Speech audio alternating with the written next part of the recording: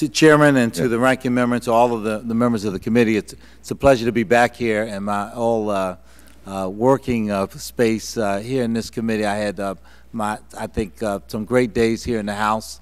I want to say a couple things. One is that over the last couple of weeks, I've been in a number of high schools. On yesterday, I was at West Philadelphia High, which would be high up on the dropout factory list, but I was there with the EPA administrator, and we were highlighting one of 111 teams in the world, an automobile design team at West Philly High that was building a hybrid car, and they got a car that can go over 100 miles on a gallon of fuel, and they beat Toyota, MIT, and all comers in the Tour de Sol 3 times so far, and they are competing now for a $10 million prize.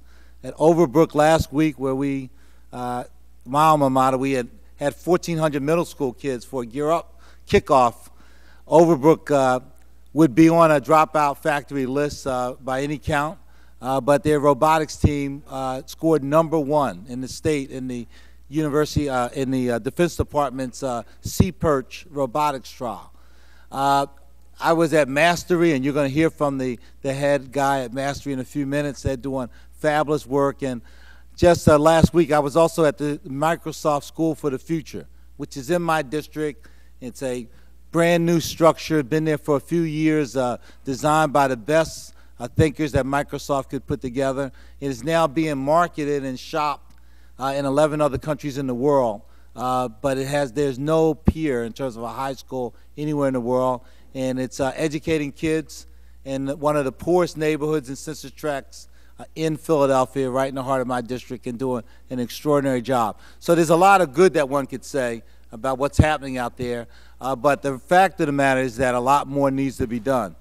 When President Clinton came to Salzburg and signed Gear Up into law 11 years ago, he said that we need to transfer middle-class aspirations to working-class families in terms of going on to college.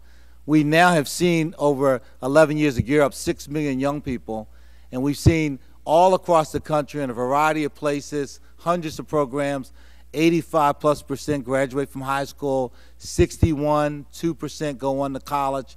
It's been an enormous success, and I want to thank all of my colleagues who worked with me on that legislation when we passed it.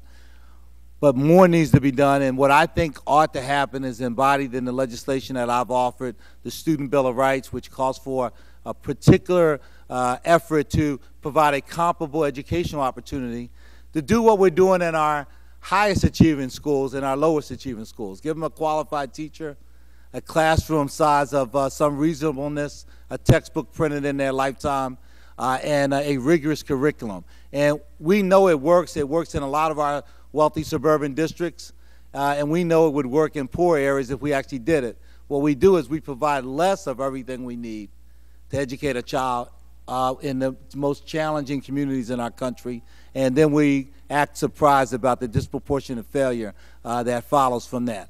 I've offered the Communities Committed to College Act, which would create long-term trust funds invested in so young people can know with a certainty that they can go on to college. I think raising the bar and expectations is very important.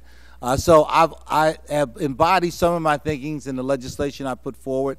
When President Obama went to a public school in Denver, he said we need to expand programs like Gear Up, things that work, take them to scale.